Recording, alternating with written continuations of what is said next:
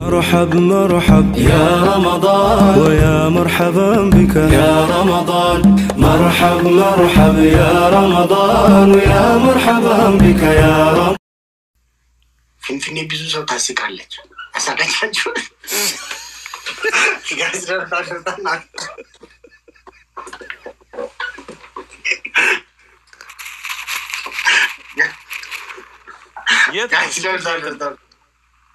فيني ከሸገር አጠገብ ነው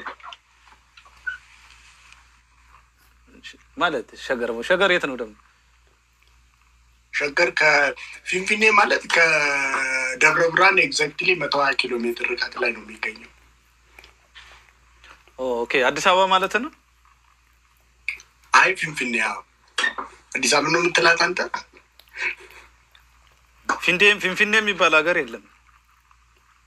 አዎ ፊንፊኔ የኦሮሚያ ብሔራዊ ክልላዊ መንግስት ዋና መቀመጫ ፊንፊኔ ነው የምትባለው።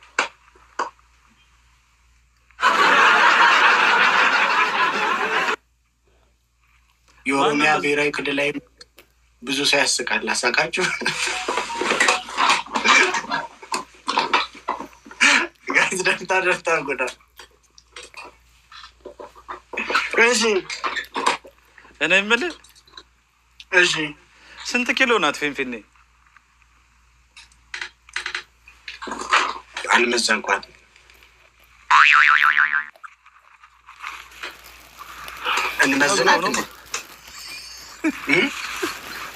እንመዝናት እንዴ ነግረው ነው ሰምተህ ነው ማለት ሲባል ሰምተህ ነው። ትላንት ደግሞ ገብተህ ምንድነው ታጠቁ የምትል ብለው በ21ኛው ክፍለ ዘመናውን ታጠቁ አይከብድም? ትላንት እኮ ልካልኝ አክሰብ ታጥቃል አልከኝ።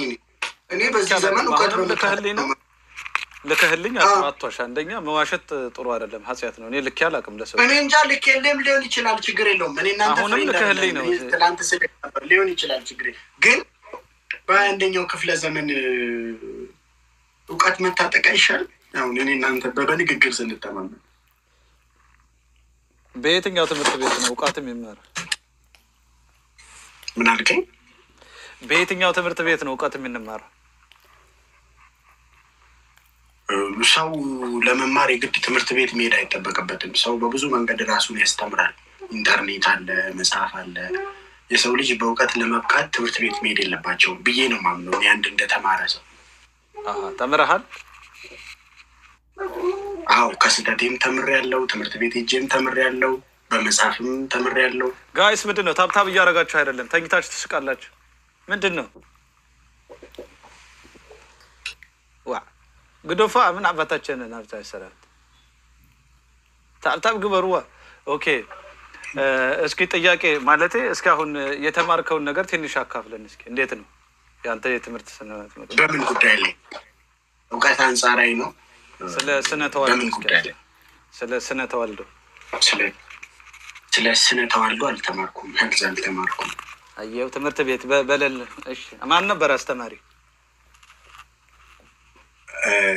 እንዳልኩ እኔ ራሴን ያስተማርኩት። ለምሳሌ አንተ እስከ ስንተኛ ክፍል ነው የተማርከው? እስከ 6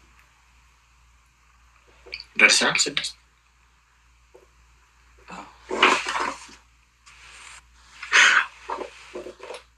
አይ ዘልቀሃል። እስከ 6 ከሄድክ ዘልቀሃል። እናንተ አካባቢ እስከ 2 እስከ 4 ነው ትምህርት። አይ እኔ እኮ ታጠቅ ስትለኝ 6 ራሱ የደረስክ አልመሰለኝ። ታዲያ እንዴት ነው እስከ 6 ተምረህ እንዴት ታጠቅ ትላለህ? በዚህ ዘመን ምንድን ነው የምታጠቀው? ፓንት ነው ሱሪ? አይ ትንሽ ከባድ ነው። ጀነራል ታጠቅ ምንድን ነው ግን? ታጠቅ ምንድን ነው? ስም እኮ ነው፣ የሰው ስም ነው ታጠቅ። እንደዛ እኔ ደግሞ እኮ መሳሪያ ታጠቅ እያልከኝ መስሎኝ ነው።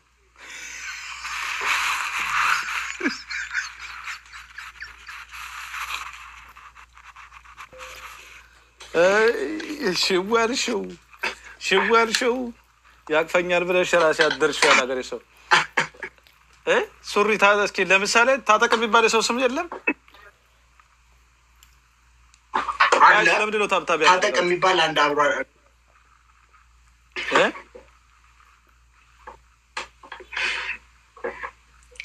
አሸንፊያለሁ። ለምን ቶሎ አጠፋው እንዴ? አላሸነፍክም እንዴ? ለውጡ ባመቻቸልኝ እድል እኮ ነው ያሸነፍኩት አይደል እንዴ? ለምንድን ነው ይሄ ሁሉ ለውጡን ክሬዲት ለማሳጣት ነው ቶሎ ያጠፋው? ሁልጊዜ ባሬራ ትበያለሽ ወይ? አንዳንድ ቀን እንኳን ወጣት ያላገረሽ። እሺ ባለ ለውጥ ለውጡ ጋብ ሲበባቃሎ ለውጡ እንዴት ነው ወንበሩ? አሪፍ ዳልታና ገና ማለት ጋይስ ታታሩ ቅጣት በስንት ነው እንቀጣለን? ትቀጣለህ? አዎ አንተም ትቀጣለህ። ኦኬ ቤተሰብ ሼር አድርጎ። ኦኬ በቃ ለምንድን ነው ታብታብ ኮፒ ሊንክ አድርጎ ቤተሰብ። ይሄ ብትሩን ስላነሳው ነው ቅጣት ሰጥቶ ጋይስ ደብታብ ጋይስ ታብታብ ሼር አድርጉ። ታብታብ ሼር። እስኪ ጥያቄ ከጠቅላላ እውቀት ጋይስ ወጂን ተበቻንጅራ ሚቲማንጅራ። እሺ ከጠቅላላ እውቀት ሌትስ ጎ። አንድ ወንድ ልጅ ስመተ ወሲብ ባጋጥመው በምን አይነት አድርጎ ራሱን መተካት ይችላል?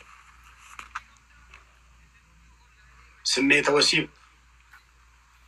የስሜተ ወሲብ አደጋ ቢያጋጥመው በአሁን ለምሳሌ ባንተ በለውጥ አስተሳሰብ ለምሳሌ አሁን እኔ ሁለተኛ ቋንቋ የሆነው አማርኛ ሳስተካክል አሁን ትክክል ነው?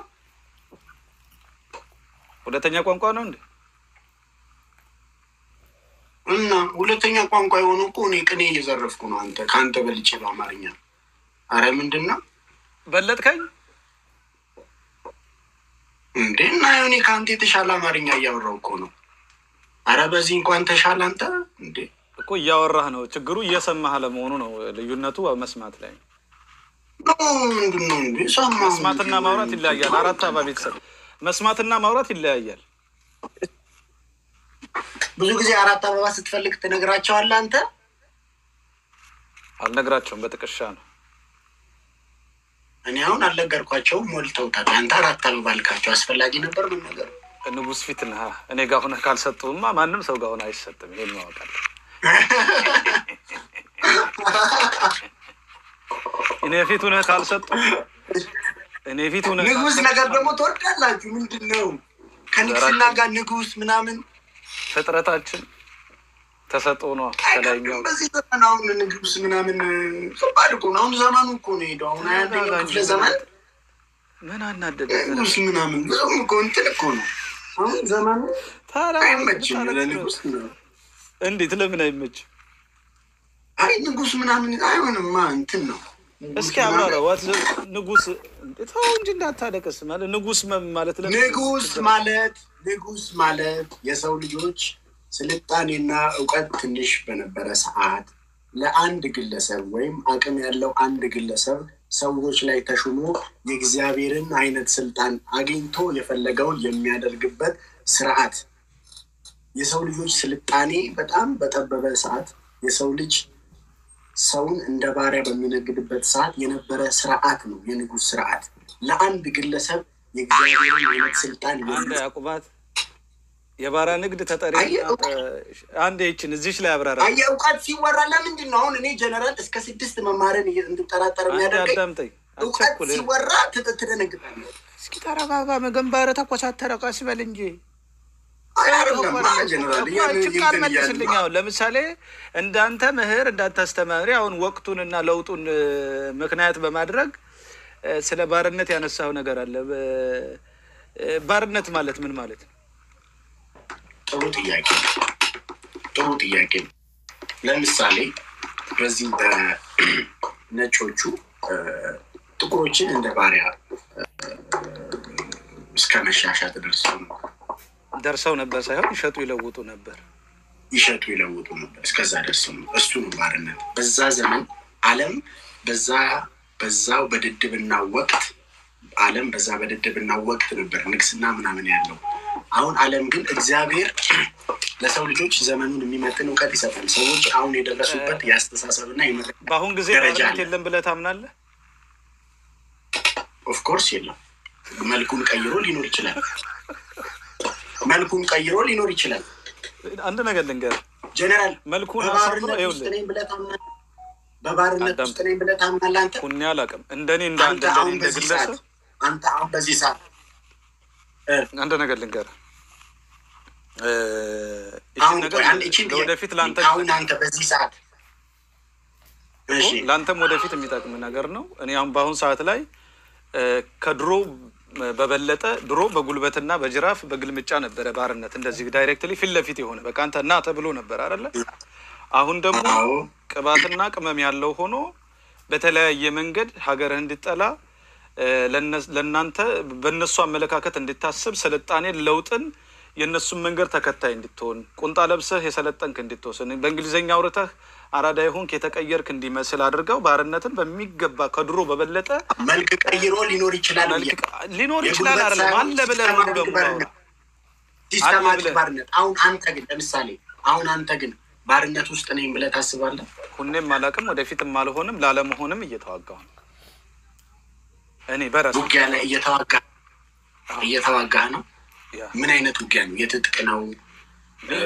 ያስተሳሰብ ነው? ያስተሳሰብም የተለያየ ማንኛውንም ነገር በማንኛውም ነገር ከባርነት ከዚህ በፊት ለምሳሌ ቅድም የጠቀስከውን አለ ትምህርት በሌለበት ሰዓት ለምሳሌ ንጉስነት የሚባለው አባባል ለአንተ ላይ ወይም ለእኔ ላይ ወይም ለአንዱ ለሴቱ ለወንዱ እንዲሁም ደግሞ ጠቅለል አድርጌ ለኢትዮጵያን ብሔር ብሔረሰቦች አይደለም ንግስና ንጉስ የሚባለው አገላለጽ ይሄ የትኛውም ሰመና የኢትዮጵያን ማህበረሰብ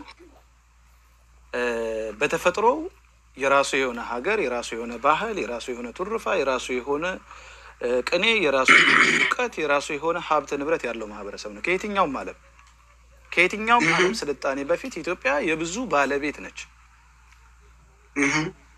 ያቺ የብዙ ባለቤት የሆነች ኢትዮጵያ ዓለም ባልሰለጠነ ዓለም ባልተማረ ሰዓት ለዓለማቶች ስልጣኔን መኖርን ህግን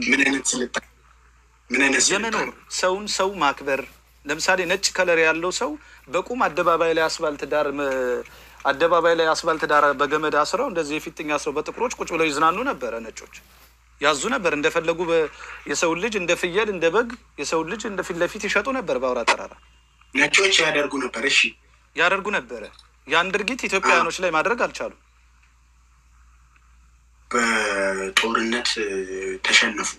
አድዋ ላይ በጦርነትም ተሸነፉ። ይኸውልህ አሁን አድዋ የሚባለው ስያሜ ለምሳሌ አድዋን ስትወስድ ወይ ለአማራ ወይ ለኦሮሞ ወይ ለትግሬ ለኢትዮጵያ ዛሬ ይሄ ከፋፍለው በ30 ዓመት የመጣ የዳቦ ስም ስያጭ በዛን ዘመን የአድዋ ጦርነት በነበረ ሰዓት ይሄ ኦሮሞ ትግሬ ክልል ገሌመሌ የሚባል ነገር አልነበረም። ይሄን ታውቃለህ በደንብ። በእኔና በአንተ እድሜ ውስጥ ነው የመጣ ይሄ የክልል ጭዌ የክልል ጨዋታ። ኢትዮጵያ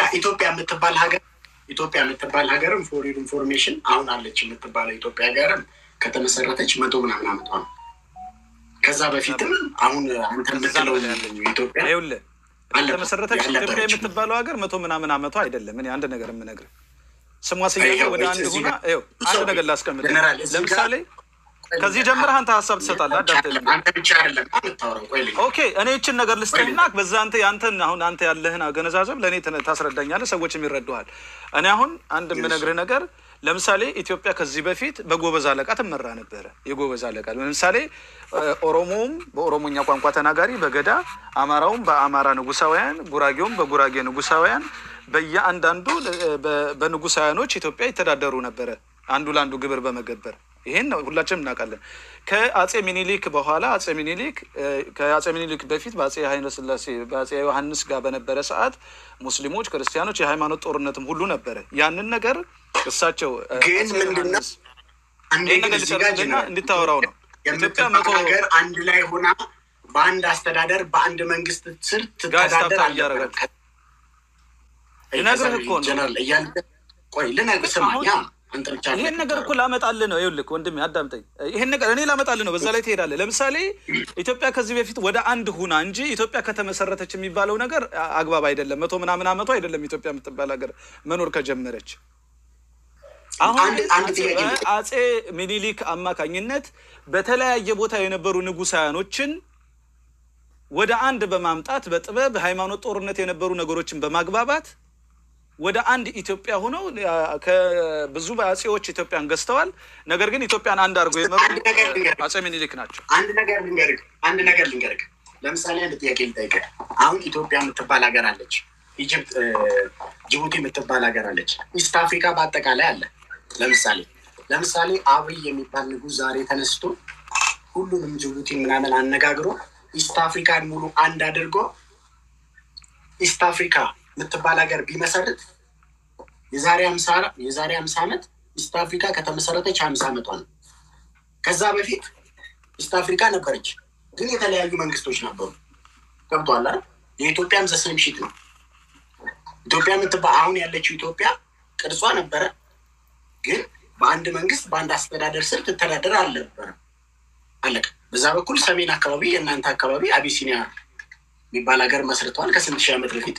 ኦሮሞ እዚህ ጋር የራሱን የገዳ ስርዓት ለዓለም ዲሞክራሲ ሲምቦል ነው የሚባለውን የገዳ ስርዓት ራሱ መስርቶ ራሱ በገዳ ስርዓት በዲፕሎማሲያዊ መንገድ በዲሞክራሲ በስምንት ዓመት የስልጣን ገደብ ራሱን ያስተዳድር ነበር። አሁን የምናወራት ኢትዮጵያ ዘመናዊ ኢትዮጵያ ከተመሰረተች የመቶ ምናምን ዓመት ታሪክ ነው ያላት። የተሳሳተ ነገር ነው። በምን እስኪ ንገረኝ። ከዛ በፊት ከመቶ ምናምን ዓመት በፊት በየትኛው በምኑ ነበር ያን ጊዜ የገዳ ስርዓት ለዓለም በምንድን ነበር የኦሮሞ የአባ ገዳ ለዓለም ምሳሌ ኦሮሞ ባይዜ ከኢየሱስ ክርስቶስ ልደት በፊት ፎር ኢንፎርሜሽን ከኢየሱስ ክርስቶስ ልደት በፊት በገዳ ስርዓት ይተዳደር ነበር። ገዳ ማለት ምን ባይዜ ሪሰርቾች አንብብ። ገዳ ማለት በደንብ አውቃለሁ፣ በደንብ ምንም ማነበው እኮ ልንገራ። ገዳ ማለት እኮ እስኪ የትኛው ላይ እስኪ አሁን ለምሳሌ አሁን አንተ እያልከኝ ያለኸው ለዓለማት ምሳሌ ከሆነ ለዓለም ዲሞክራሲን ያስተማረ ከሆነ ይሄ ባይዜ ከፈለክ ጎግል ላይ አሁን ግባና ዋት ኢዝ ገዳ ሲስተም ብለህ ሰርች አድርግ። አሁን ላለው ዲሞክራሲ እስካዳም የገዳ ሲስተምን ይኸውልህ፣ ገዳ ሲስተም የሰሜናውያን ስልጣኔ አጼ ምኒልክ በአጼ ምኒልክ ለምሳሌ ይሄ አባገዳ የምትለውን ባህልና ትውፊት ጠብቀው ዛሬ እንዲደርስ ያደረጉት አጼ ምኒልክ ናቸው። ይሄን ታምናለህ አይደል? አጼ ምኒልክ መሆናቸውን አባገዳ ስማ፣ ቃላት አጠቃቀምን ተጠንቀቅ። በጣም ኖ ምን አይደለም በደም ነገርህ ነገር ይሄን ነገር ግዙ ተጠብቆ እንዲኖር ያደረጉት አንደበት የተገራ መሆን አለበት ስታወራ። በጣም ስነ ስርዓት ያስፈልጋል። አሁን አባገዳ በጣም ትልቅ ስም ነው። አባገዳ የምትለው ነው የምትለው አባገዳ ስታወራው ራሱ አባገዳ ብለህ ነው የምታወራው። አባገዳ ኦኬ። አዳምጠኝ። ይሄን አባገዳ ባህልና ትውፊት እንዲጠበቅ የሰሜኑን ስልጣኔ ወደ አዲስ አበባ አንጥተው አዲስ አበባ የምትባልን ከተማ በመቆርቆር ኦሮሞ ዛሬ እንዲደርስ ያደረጉት ምኒልክ መሆናቸውን ታውቃለህ? ኧረ እባክህ አዋ እውነትህን ነው? አዎ።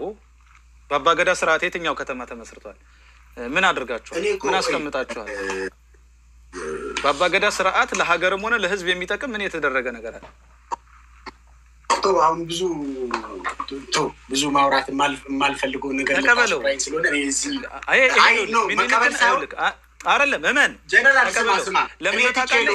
የሰሜኑን ስልጣኔ አዳምጠኛ እንዴ የሰሜኑን ስልጣኔ እርስ በርስ ከመጨቋቆን እርስ በርስ ከመሸጣት አቁመው አዳምጠኛ በደንብ አንደ አሁን እኔ በነገረች አንድ አድርጌያለሁ ስለማትሰማኝ ሚውት ካረከኝ ታዲያ ምን ትሰራለህ?